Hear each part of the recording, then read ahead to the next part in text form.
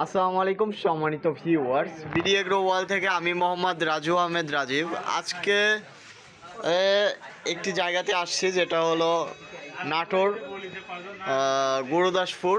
তো নাটোর গুরুদাসপুরে আসছি। আসসালামু আলাইকুম ভাই। ওয়ালাইকুম আসসালাম। ভাই, এই 3 মাথার মিনি অটো রাইস মিল কতদিন আগে নিছিলেন আপনি? মোটামুটি 8-9 মাস। মোটামুটি 8-9 মাস আগে। সেই সময় তো 26 ভার্সন ছিল না? কত ভার্সন নিছিলেন? সঠিক জানা নাই। মানে 26 না 20 ভার্সন? 20 ভার্সন যতদূর সম্ভব দেখি।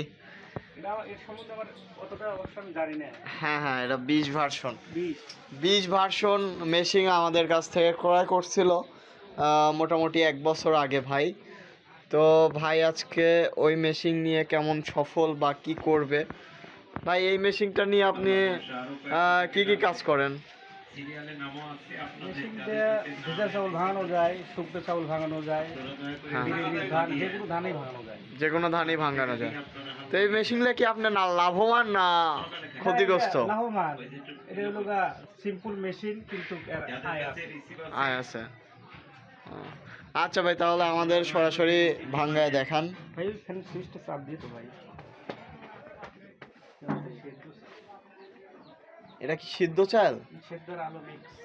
ও ভাই ফ্যানটা একটু ঘুরে দাও।